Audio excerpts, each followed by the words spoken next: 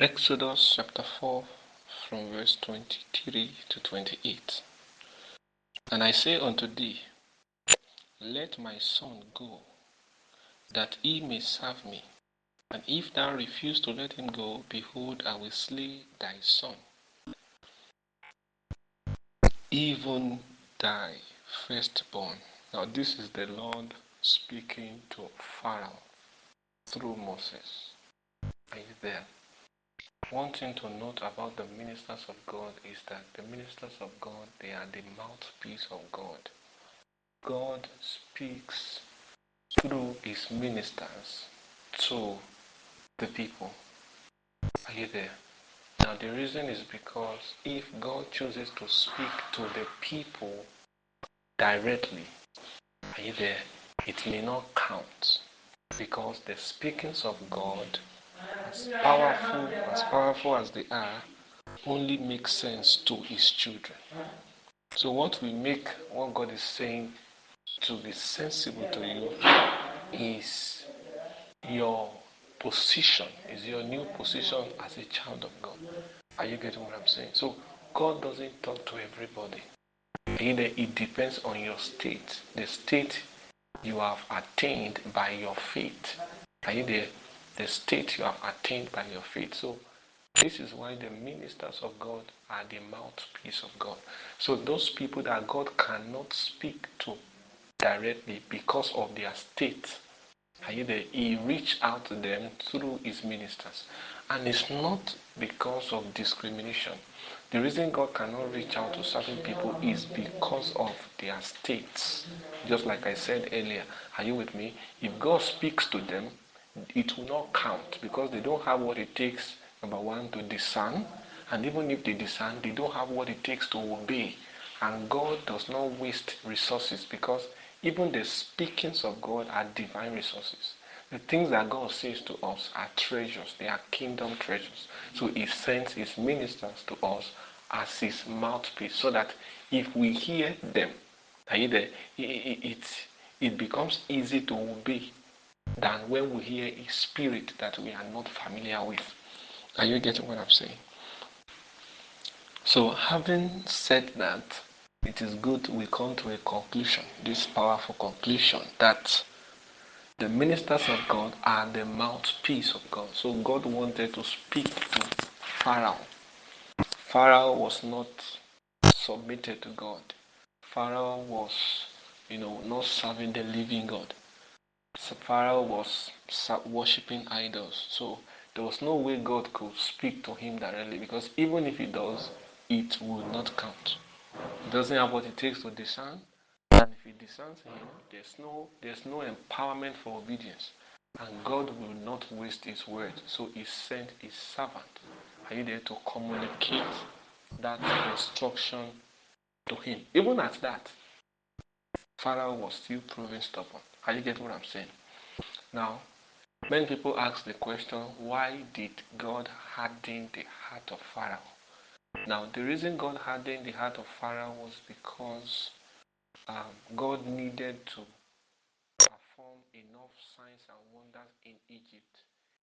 The Egyptians were idolaters. They worshipped idols.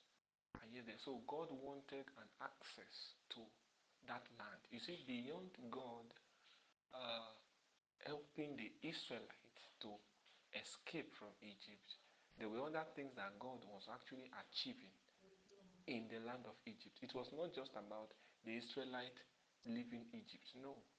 God wanted to do other things too. That was why he hardened the heart of Pharaoh. If it was just about the Israelites coming out of Egypt, of course, God can just, there's a way God can just, God can appear to Pharaoh, and then he will have no choice, because God is sovereign. But God hardened Pharaoh's heart so that he can have enough time to do what he wants to do. So beyond bringing the Israelites out of Egypt, God also wanted to create a long-lasting memory in the Egyptians. So through those signs that Moses did in Egypt, God was creating memories with the Egyptians, such that even when the Israelite leaves the land, the Egyptians will still remember the things that God did in their midst. The Egyptians will still know. Are you there? That knowledge will be there that there is a God in Israel. That's one of the things God wanted to achieve. Meanwhile, if God did not harden the heart of Pharaoh, it would be impossible for God to do those things because Pharaoh will just let them go at once. Are you there? So that stubbornness was God's strategy to, to uh, advertise himself, to make himself known in that land. So God needed some days to achieve that. So because he needed some days, he made Pharaoh stubborn. He hardened his heart so that he can have time to do what he wants to do. I hope you get that. So you must understand that the culture is totally new. It's totally new to the Midianites. But it's a normal thing to be done in Israel. That's one of the issues you have when you marry people who do not understand your principles, who do not understand the things that you are used to. That's why before marriage, you need to talk things out, explain some things to one another. This is what we do. This is, are you there? The other person too will tell you, okay, this is what we do. This is how we do what we do. Both of you must come to a place of agreement. Are you there? Before you go into marriage. So I guess this was the issue that Moses had with his wife. Differences in culture. So the wife was really angry, and then, meanwhile, the wife was actually supposed to allow Moses do the circumcision. She was not the one that was supposed to do it because she was a Midianite, and then that's not part of their culture. So she should have just allowed Moses to do the circumcision if they agreed. But at that point, there was no agreement. Are you there? So the woman said, okay, because we have been dragging this issue, you want to circumcise this child. What will you get from it? Do you want him to die? So Zipporah got angry. And then she now, meanwhile, it was not supposed to be a stone. There were other things they could have used. Are you there? Different from a stone. It can be a sharp knife. Are you there? But because of anger, are you there? That's why we need to work on ourselves. Some of you are, some of you have anger issues and you don't, you think it's a normal thing. You say, well, that's how we used to get angry in our house. No, you are a child of God. It's no longer normal for you. Are you there? If you must get angry, your anger must be channeled towards righteousness, not the kind of anger that makes you misbehave. Are you getting what I'm saying? So that's it. So there are things they use for circumcision, not stone necessarily. There's knife, sharp knife. So they just carefully cut that area, cut out that area, and then that's all. And then the way they wrap it so that the thing can heal up. Because any time they do circumcision, that place will create a wound. So it will take some days before it heals up. So imagine Zipporah, who is not an Israelite, doing circumcision out of anger. And then she's even doing it because that's not part of her culture. She's only doing that because she was hungry. She was really hot-tempered. Instead of using the right equipment, she used the stone. Are you there? That was why the moment she removed the foreskin, she threw it at the feet of Moses. If this child dies, the blood will be on your neck. So she now called Moses a bloody husband. Are you there? Can you say so? To Zipporah, that was not it. Now let's continue. Verse 24. And it came to pass by the way in the inn that the Lord met him and sought to kill him. Are you there? Now, who was the him? The him there was Moses. So, look at verse 20. Look at verse 24. Look at verse 23 and look at verse 24. It seems as though there's a contradiction. In verse 23, God sent Moses to Pharaoh. And there Moses was the mouthpiece of God, being used by God. And in verse 24, the same God that is using him now wants to kill him. So what is happening here? Are you there? Many people have asked me these questions. Are you there? And I've given them some response. Are you there? Some responses, but I want to add to whatever I've said. So if you are listening to me, well, congratulations to you because I will add to those things I've said earlier. Now, you see, the Bible says God wanted to kill him. Are you there? So the question is why? Why? Now, God wanted to kill him there is not the kill there is not the literal killing. Are you there? The kill there is discipline. God wanted to discipline him. The kill there means judgment. So God wanted to judge him. So why would God judge him?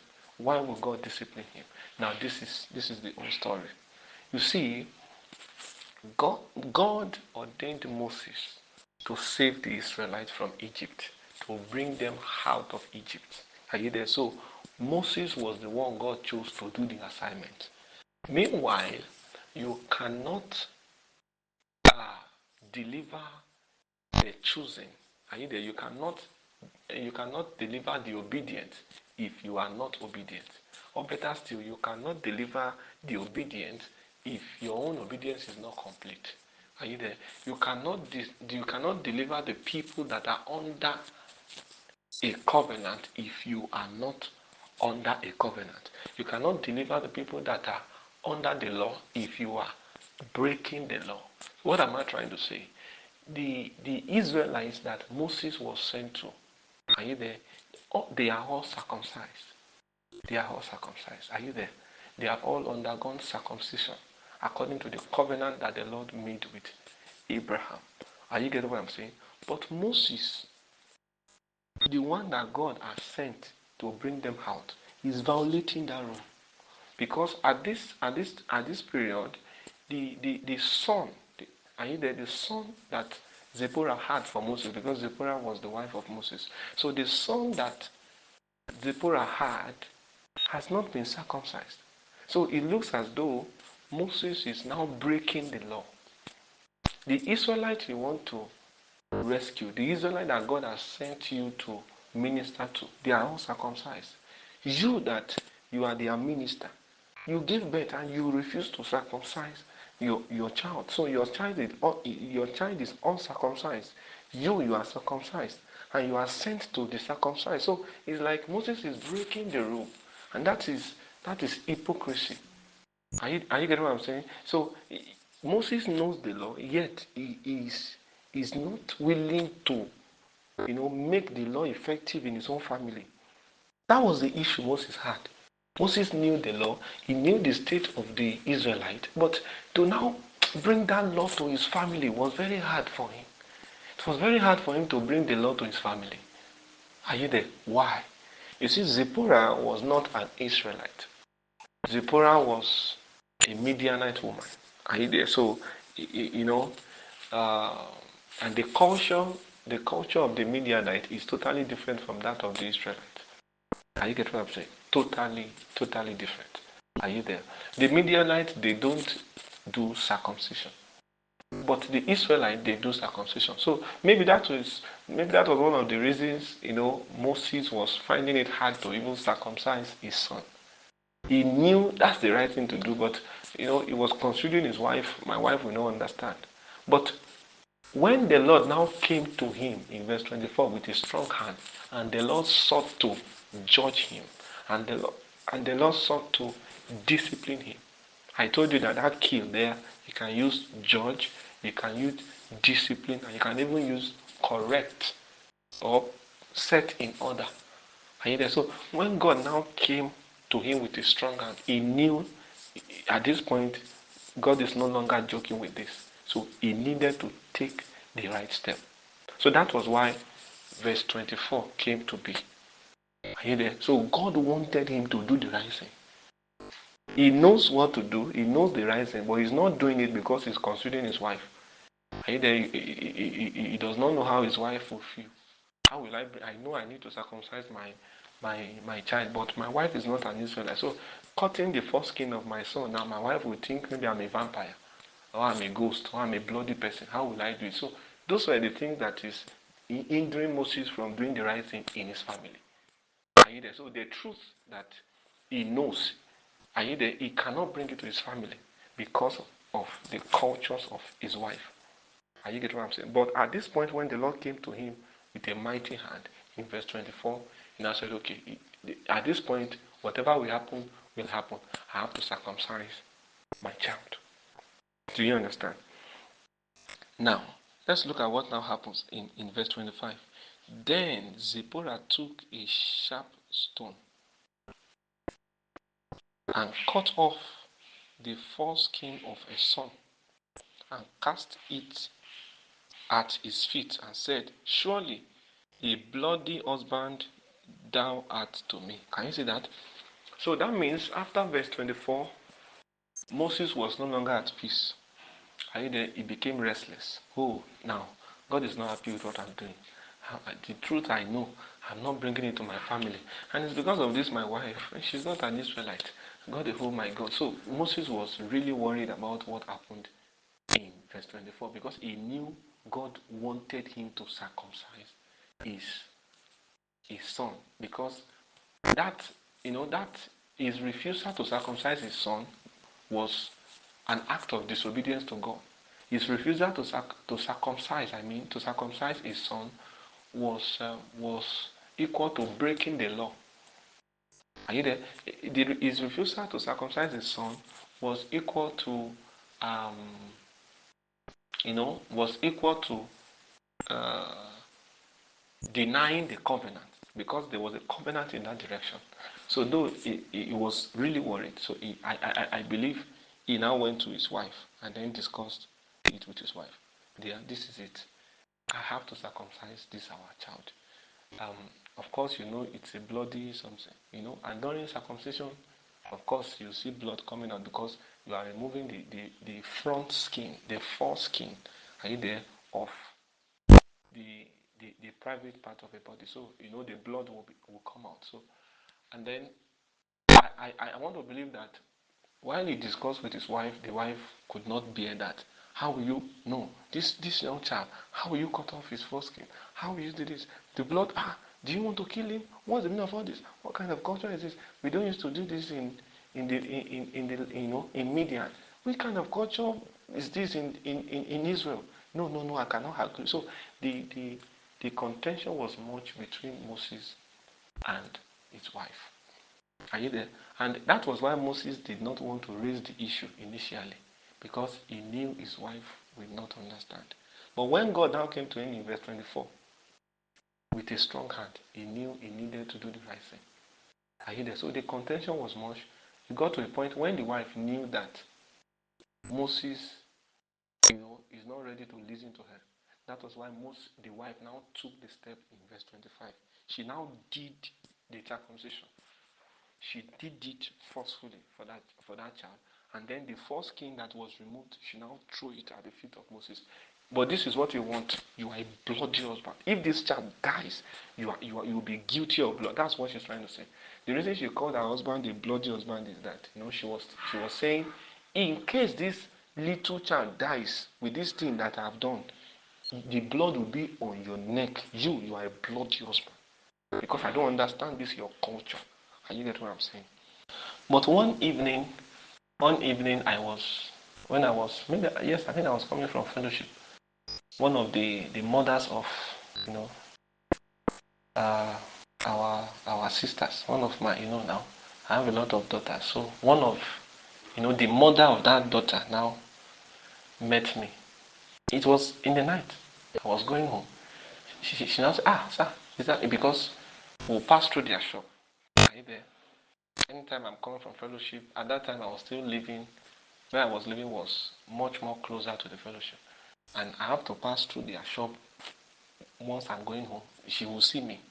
So I think she has spoken to her daughter that please, when Papa is passing, let me know, because she calls me Papa too, because that's what the daughters are calling me. So while I was now passing, she now ran to me and then she told me that, sir, I had a dream. Meanwhile, she was not, she's not this, very spiritual person. Are you getting what I'm saying? But the Lord showed that. Are you there? Because that kind of vision, I was even expecting that she was the least person I would expect that God will go and show. Because if God even wants to show anybody, I'll be expecting that God should show, our daughters. because the daughters are more spiritual than she is. But God chose to show her. And she came in the night. She met me on the way and said, sir, this is what the Lord showed me concerning the ministry. I saw a very big, auditorium. People were there. And then, I was even trying to see you. The crowd was so much. He was saying a lot of things. And then she now ended by saying, sir, no matter what is happening now, don't be discouraged. Things will be better. God is taking this ministry far. And I looked at her and said, thank you. I said, this thing you are saying now, you may not know how much, it means to me, but thank you. It means a lot. So after that, when I was going, I felt encouraged. At least maybe that for that night, I did not say, Lord, kill me. You get what I'm saying? So she may think that what she just did was to come and share a revelation with me. She did not know that that thing she did actually encouraged me, because I was not in a very good state. But nobody knew. Of course, even the people living with me will still be laughing at home and be cracking jokes. But once I say I want to pray, it is, Lord, there's no point living. Just let me die. That was my prayer. God even knows that those periods when I come to, He knows my prayer point. I don't even know why He has not killed me. So that prayer that I think Elisha prayed, or I prayed it. Elisha prayed his own once. Me, I prayed my own many times, because I felt there's no reason to be alive. Are you get what I'm saying? So they may look like, the ministers of God, they may look like they are always fine. And if you message, Pastor, are you fine? I'll say, yes, I'm fine. Are you there? But you may still need to send your good wishes to them. Send good texts. They don't wait. You don't need to wait for the beginning of the month. Are you there? Send them scriptures. Sir, this is the word of the Lord to you. This is the word of the Lord to you. It can be from the book of Isaiah or whatever. Sometimes you type special messages to them. Sometimes you call them. Just encourage them. Are you there? And if the Lord has shown you something about them, the future, their ministry, or them, or themselves personally, tell them what the Lord is showing you, so that they can be encouraged. Those things will help them. Are you getting what I'm saying? So Moses was at this period in his life where he was discouraged and he needed to be encouraged. Are you there? But thank God for Aaron. Aaron went and kissed him. Are you there? Sometimes God will position certain people that will kiss you, so that you will not die of depression. So what that woman did to me that night was like a kiss. Are you there? The word kiss now means an encourage. Are you there? Yeah, my battery was running low, so she plugged the charger. So before she finished what she was saying, at least my battery was boosted. Are you there? So please learn this great lesson. Meanwhile, Moses was the general overseer. Moses was the lead pastor. But it happened to be that on this very day, Moses needed encouragement. So there's a time that even the counselor will need counsel. Yes, there's a time that the advisor himself will need advice. Yes, there's a time that the discipler will need to be discipled. There's always a time that the teacher will need to be taught. Yes, there's a time that the instructor will need to receive instructions. There's a time that the encourager himself will need an encouragement. We must be discerning. We must be discerning. Are you get what I'm saying? We must be discerning so that we will know these times. We will know what God will have us do. It's not all the time that Moses is Moses. It's not all the time that Moses is that powerful man. Are you there? It's not all the time. Sometimes people will just send a message to me, Pastor, this. And that thing they want me to encourage them, that thing they want me to speak on. Sir, please, I just want you to encourage me. Meanwhile, even me that they are messaging, at that time I need encouragement on the same thing. Are you there? That's it. Maybe they are saying something like, sir, blah, blah. I don't know. Maybe they are saying, sir, I don't have money on me. Sir, I'm really discouraged. Just pray with me. Of course, I will pray with them. But the same thing they are telling me can be the same thing I'm also facing at that time. Are you there? So that's why you have to be discerning. Are you there? Don't wait for their special days. There's some people, the only time they type special messages to me, it's even common. Most people, the only day they type special messages to me is my birthday. And that's why on my birthdays, I don't really come online that much. I will deliberately not come online And if I want to come, it will be probably late in the night. Deliberately. Are you there? Because most of those wishes, I don't really believe them. Are you there? For your wishes to count, it must have been something you have been doing even before that time. It's not just one day thing. Are you there? You must understand this mystery. Be like Aaron. The Aaron that can encourage Moses. Every Moses needs an encourager. Every Moses needs an Aaron. Somebody that can go to them on the mountain. Somebody that can meet with them where they are depressed, where they are discouraged, and encourage them. Sir, I know you can't be discouraged. Remember what the Lord, told us concerning the ministry. It doesn't matter what is happening now. We may not be many now, but it will definitely happen. There are people like that who will just come and say, Papa, we know what God is saying. Sir, don't be discouraged. Just hold on. At that time, I may be. Something happened some years ago, and then I was not happy, but I was still doing, now I was still doing the normal teaching, father, daughter, answering questions. But me, I know I'm not happy because the way things are going, I was not just happy. I was just in my mind. I was like, well, let me just be serving God. But let me just be serving God. If I die, at a point I was even this thing I'm saying happened real life, not too long. If maybe 2 years ago, or even 3 years ago. At that point, I even prayed. I said, yes, maybe 2 years ago, at most maybe 2 years ago. I told God, I said, God, please, I don't need anything. The only thing I want now is to kill me. That was my prayer point. I was praying with all zeal, Lord, I want to die. I want to just kill me, just kill me. Meanwhile, they say when I'm done with the prayers, I'll still go online. I will answer people's questions. On Sunday, I will still teach on Sunday. But my prayer at that period, that season of my life was, Lord, just kill me. Are you there? If you know you will not do these things I'm saying, so that you will not make me look like a fool to the people, a man of God, and yet things are not working out. So please, instead of disgracing me openly, come and kill me now. So at least if I die, people will just cry for 1 week. They just feel it. At most 1 month, everybody will forget about it. My prayer was, Lord, kill me at that period of my life. Are you there? Nobody knows. I'll still come up, teach, and people are still jotting, everybody are excited. I'll come up, smile, but when I leave the people, I return back to my kill me prayer. Are you there?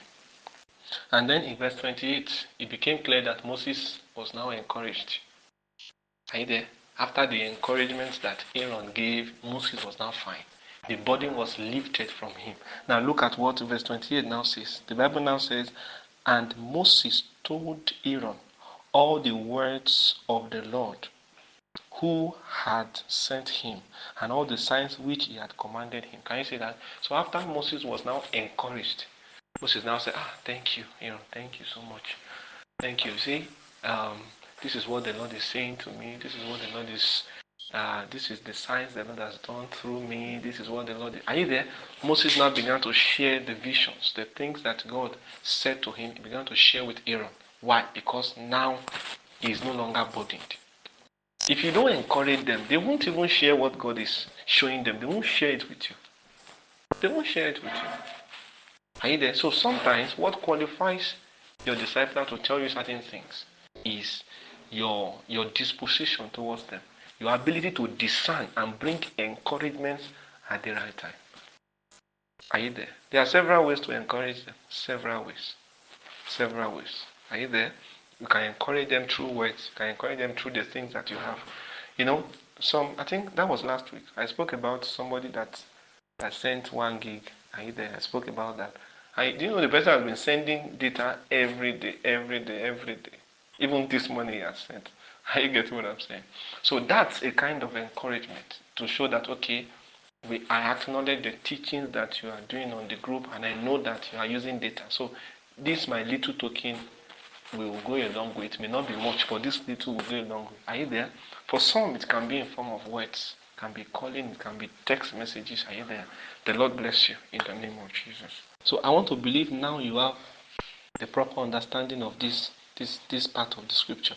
Because several people have been asking, why will God want to kill Moses? Why will God want to kill? Are you there? So I want to believe you have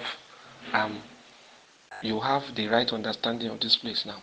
All right, let's continue. Let's look at verse 26. So he let him go and then said, a bloody husband thou art because of the circumcision. Can you see that? So that means at a point the contention was so strong that even Zipporah did not allow Moses to go. Are you there? It was like, you are not going anywhere today. If this child dies, I know what to do. I will announce to the people, to your congregation, to the church, that you killed him. Yes, and you are a ritualist. Because I don't know what you want to do with the first king of this child. So if he dies, I will personally take the microphone, announce to the church that you have killed our son. Are you there? Because of whatever ritual that you want to do. So that was why she kept Moses there. And Moses was a man of God. He cannot struggle with his wife. So if you look at verse 26, the Bible says, so he let him go. He let him go, and he let him go, then said, are you there? So at a point it was really hard. Moses could not go out, because if he dares to leave, anything can happen. It can lead to a serious contention, and of course Moses will not want to fight. A man of God should not beat his wife. So Moses was patient until she now released him to go. Are you getting what I'm saying? So it was a serious contention in the family of Moses. And that was what Moses knew it would lead to, something like this. And that was why he did not bring up the matter. He knew what to do, but he knew the right thing was to circumcise the child. But he did not bring up the matter, because he was running away from this contention. And at the end, what he was running away from actually happened, because of the differences in culture. So people ask, I'm a Christian, can I marry a Muslim? I'm a Christian, can I marry a native doctor? Because I'm going to convert him, I'm going to convert her. You need to learn from the family of Moses. A point will come, there will be contentions, because you will not, your belief will not be the same thing. This is why it is advisable to marry people from the household of faith, those that have the same belief as you. Are you there? That's it. Those that you have submitted to the same Lord, so that it will not get to a point whereby God will say, do something. You will not be able to do it because of your wife. Because you know your wife will not understand. God will say, do something. You will not want to do it because you know your husband will not understand. Are you there? So please take note. This is a very important lesson for us. Verse 27. And the Lord said to Aaron, go into the wilderness to meet Moses. And he went and met him in the mount of God and kissed him. Can you see that? So that means the moment Zipporah allowed him to go, because Moses was not, he was not forcing anything. Are you there?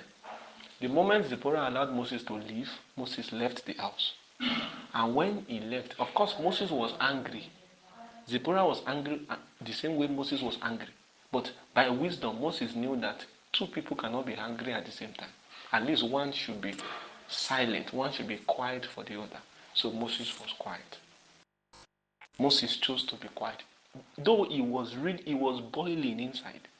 But Moses had to be quiet, because if two of them display anger, at least one person will die. Because this was the same Moses that killed an Egyptian. So he still had the tendency to kill more people. So Moses was calm, so that nothing will be destroyed. So the moment Zipporah allowed them to go, he left the house straight to the mountain. Why? Because he was burdened. He was not happy. He was worried. Lord, why will something like this be happening in my family?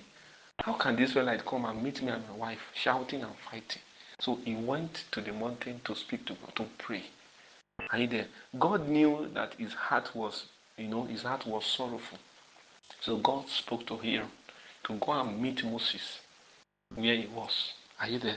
And the Bible made us to understand that when Aaron got to where Moses was, Aaron kissed him. The word kiss there means Aaron encouraged him. There will always be a time in our lives whereby we need encouragement. We need encouragement from brethren. Are you there? We need encouragement from others. Even a discipler will need encouragement from people that he is discipling. That's why I value it when people, check up on me. Sir, I just want to. It's not just all the time that you say, I have a question. Sir, this. No. There are times you need to check up on your pastors. Hi, sir, how are you doing? I just want to check up. I don't have questions today. I just want to check up on you. How are you doing? Sometimes you call them. Are you there? Yes, just to encourage them. Sometimes you send scriptures to them. Sometimes you type messages to them. Some of you think it's only. Anyway, I'm not one of those that, get moved with birthday wishes. Are you there? Because the wishes, the things you are not doing before the birthday and you are not doing on the birthday is fake. Are you there? You don't need to wait for the day they will be celebrating their birthdays. No. On any day as you are moved by the Spirit, anytime the Lord brings, the level of sacrifice, their labors on you. Sometimes you can just be seated and you just remember or decide, like, oh, God bless him. He has really helped my life. Oh my God. Those periods when the Lord brings their labors to you is a good time to send a message to them. Type a long message, appreciating them, praying for them, just, as you get what I'm saying, they need those things. You may just think they don't need it, but that thing you are sending to them can meet them at the right time. Sometimes it can be prayers you send to them. Today the Lord will be with you, the Lord will bless you, the Lord will encourage you, you will not fail. Those kind of things. To you it may not mean anything, but at that point when your message is coming in, they may be discouraged at that time. And it can be because of that your message that they will be encouraged for the day. So God spoke to Aaron, go and meet Moses where he's praying. Are you there? Because God knew that his heart was heavy. So when Aaron got to where Moses was, the Bible said Aaron kissed Moses, meaning Aaron encouraged Moses. Proverbs chapter 2 from verse 1. My son, if thou wilt receive my words and hide my commandment with thee, so that thou incline thy ear unto wisdom, and apply thy heart to understanding. Yea, if thou criest after knowledge, and lifted up thy voice for understanding. If thou seekest her as silver, and searchest for her as for hid treasures, then shalt thou understand the fear of the Lord, and find the knowledge of God. For the Lord giveth wisdom, and out of his mouth cometh knowledge and understanding. If you study this chapter, the chapter began with a conditional statement. Anytime you see the word if, when you say if is a conditional, if is a conditional word. If you do this, I will do this. That means there's a part you need to play for you to get something done. So when it has to do with wisdom, you always have a part to play.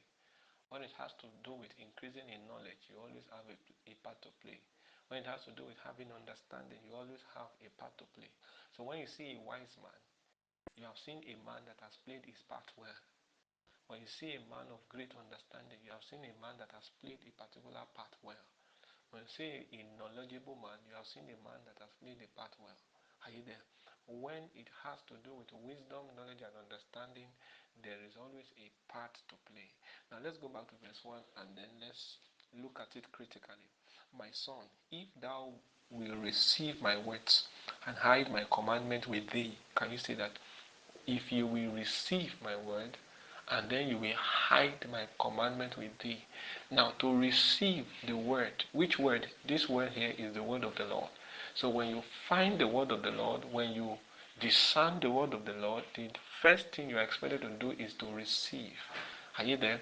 After receiving, then you hide the word in your heart.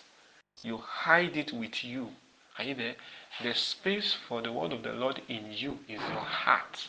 So when you discern the word of the Lord, you receive it. And when you receive it, you hide it. You keep it in the rightful place, which is your heart. Are you there? The moment the word of the Lord finds a place in your heart, meditation becomes easy. Meditation is for those that have content. Are you there? It is what you have that you are thinking on. But if you don't have God's word in you, you can't meditate on it. So the first thing before meditation is receiving. Are you there? And keeping. So it is from that store that you now begin to meditate. Are you there? So meditation is not magical.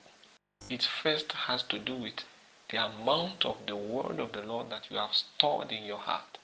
It is from that storage that you now begin to meditate. So meditation is simply going to the storage. Are you there? And then, exercising the word of the Lord that is in the storage in your heart. Are you get what I'm saying? That's what meditation is. Going to the storage. Are you there? And exercising the word of the Lord that you have in your heart, which is the storage.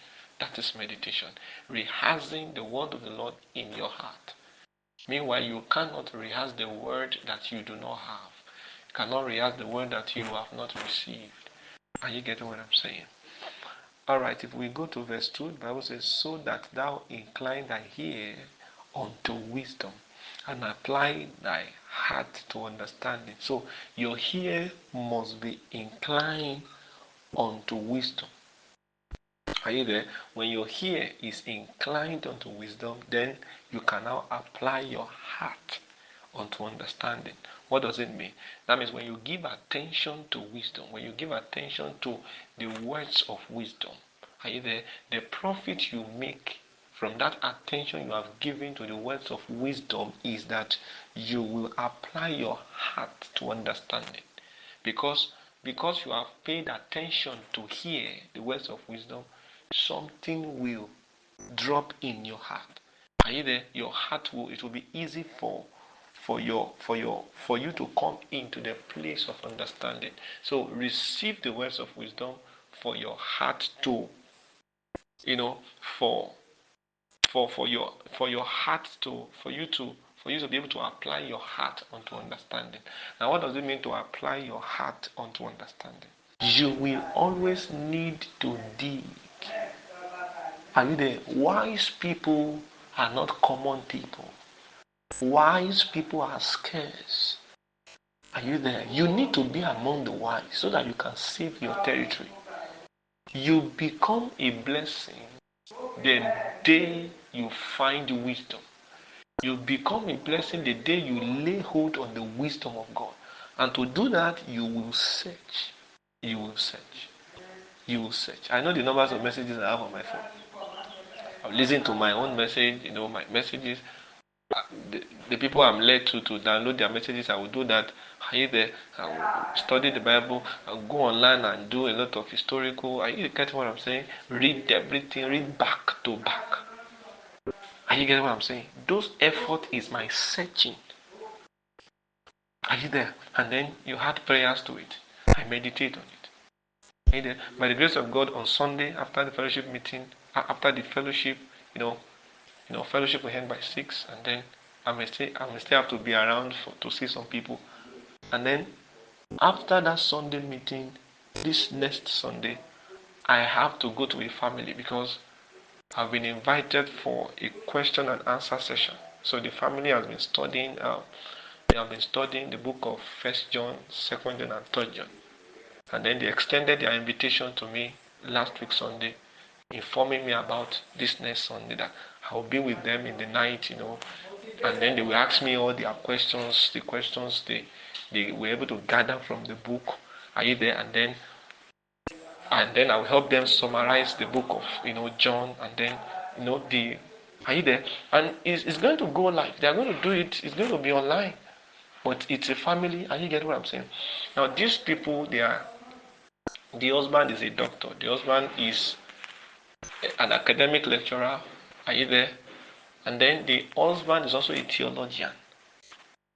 So they are not small people in the faith.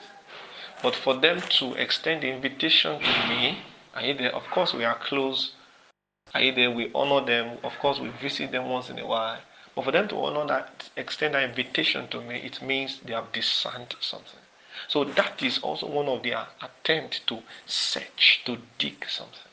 So the wisdom you need is planted in certain people. They may look young, discern them and draw something. Of course, they are older than I do. Far, I call them daddy. They are one of. When I tell you I have some people that I see as as daddies in the Lord. They are one of them. Are you there? They are one of them. Yet bringing me up to explain something in the scripture. That can only be possible by discernment. by discernment. And even as I speak to you, they have sent the questions I'm going to answer on Sunday to me, and then some other things too. Are you with me now? You have to be able to discern. So when you lay hold on the wisdom of God, you become a blessing. At that point, any of your friends that discerns you will be blessed.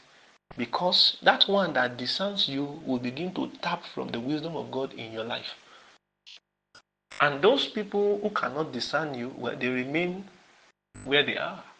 Because in you lies the wisdom they are seeking for. But before you become that kind of person, you need to labor. You need to labor. Let's look at this verse 3 again. You see what the Bible is saying. Verse 4.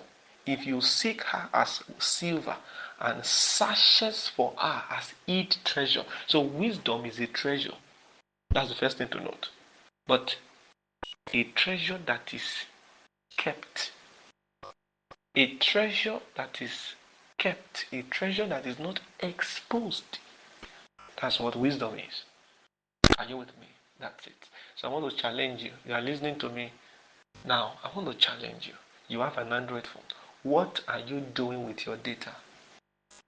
Are you just wasting your time viewing things that are irrelevant, checking status, and just laughing around? And some of you, your phone is filled with comedy videos. You are always laughing and laughing. At the end of the day, you join the fools and then heading for destruction. The Bible says the companion of fools shall be destroyed. If all you do on daily basis is to laugh, you are just laughing, then you are far from wisdom. You are far from wisdom. And there are Christians who are unfortunately who are treading on this path. Check their phone, you see a lot of comedy videos there. They just want to laugh. They want to laugh. They want to laugh. They want something that can give them pleasure. Are you there? They don't want to labor. They want pleasure. You will need to consciously begin to search. Wisdom is a treasure, but it is not exposed. Are you with me? It is hidden. It is kept. Are you there? It is kept for you. It is kept for you. That's why you have the right to search for it. Because it is kept for you, we have the hope that if we search, we will find. That's why Jesus was telling the people in the book of Matthew chapter 7 verse 7, ask and ye shall be given. Ask and it shall be given unto you. Are you there? Seek and you will find. What are you seeking for? Seek for the wisdom, that treasure that is kept. Seek for it, you will get it. You see, it's not everything you seek for that you get. But I can assure you, if you seek for wisdom, you will get it. Why? The reason is because it is kept for you. You are actually the owner. So where it is, that thing is kept for you, not from you. So because it is kept for you, all you need is just to search, you will find. But if it is not kept for you, no matter how you search, you cannot find. So the Bible is giving us hope here that if we search, we will find. Because it is kept not from us, but for us. Now, applying your heart unto understanding still has to do with meditation. Because that you have received the word, that you have kept the word in you, does not mean you understand it. Are you there? But keeping the word in you helps you to understand. It gives you the hope that you will come into understanding. Are you there? That's why the Bible is now saying that the Bible is saying you will now need to apply your heart to understanding. So how you apply your heart onto understanding is by exercising those words that you have kept in your heart through meditation. So begin to think on those words. Let those words form the thoughts in you. Begin to think about it. Instead of thinking negative thoughts, this person offended me, this person did this to me, this person did that to me. Think on the scriptures. As you think on the word of the Lord, you apply your heart to understanding. That means you come into understanding. Are you getting what I'm saying? If you study verse 2 critically, you will see the Bible is saying that The ear that was used is singular. Verse 2 says, so that thou incline thy ear unto wisdom. Can you see that? So it did not say hears. It said thy ear unto wisdom. Are you there? That means the criteria for wisdom is just attention. Whether it's a single ear or double ear, if you can give attention to the words of wisdom, you can make profit from it. That's what the Bible is trying to say. It doesn't matter how little the attention is, you will still get something. So the amount of attention you pay to the words of wisdom defines how much you can apply your heart to understanding. Are you getting what I'm saying? Alright, verse 3. Yeah. If thou criest after knowledge and lifted up thy voice for understanding. Can you see that? So the Bible encourages that we should cry after knowledge, meaning we should go for knowledge. We should seek knowledge. Are you there? And not only that, it says we should lift up our voice for understanding, meaning when it comes to understanding, you will even have to pray about it. That's what it means to lift up your voice. You cry after knowledge, you go for knowledge, are you there? You seek understanding, you seek for knowledge. Are you there? And how do you do this? Listen to messages. Are you there? Listen to God's word. Read the word of the Lord. Ask questions. As you do that, you are going for knowledge. Are you with me? That's it. The Bible says, cry after knowledge, meaning with all your zeal, with all passion, go for knowledge. Because that's where your safety is. The quality of the things you know defines the quality of the life you live. The quality of the things you know defines the quality of the life you live. So if you know less, you live less. If you know more, you live more. If you know nothing, you live for nothing. Are you there? If you know quality things, you live a quality life. So the life we live is a function of the knowledge that we have. That's why the Bible is so specific, about going for knowledge, investing in knowledge. Verse 4.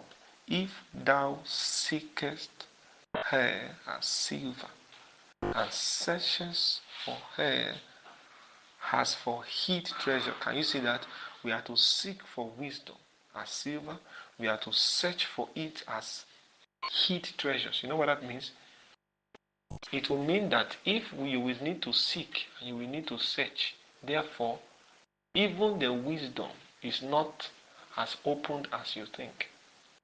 That knowledge that you need is not exposed. That's why you have to search.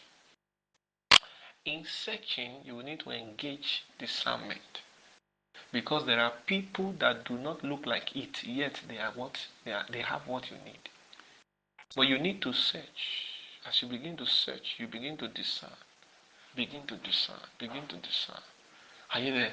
Sometimes you are listening to a message with your friend. Your friend is saying everything as casual, but you are jotting. You are jotting. You are picking points. It's a sign that you are the one searching. Are you there? Your ability to discern the truth is what empowers you to find your way into the truth. So when it comes to the truth, you have to search. The truth is hidden, is buried. You have to dig. That's why sometimes you sit on the scriptures, of course, by the grace of God, I have the privilege to enjoy, I enjoy revelations from the Lord. Are you there? But apart from that, I do my personal studies. I go online, I make historical research. I get what I'm saying? To support the Rema. Are you there? And on the strength of those diggings that I've done, by the time I begin to teach, you will see revelational dimension, you see spiritual part of it, and you see historical. So you see, the historical part of my teachings they are different from the revelational. Historical part is the function of my labors in the place of digging, going online, making research, history of so. Why is this? That's what is betting the historical part. But the revelatory part is what I get on the strength of illumination, the illumination that comes from the Lord. Meanwhile, that is the most important part, because even the historical will be judged by the revelatory knowledge. Are you there? But you need to dig. See, wisdom is not exposed. That's why not everybody is wise.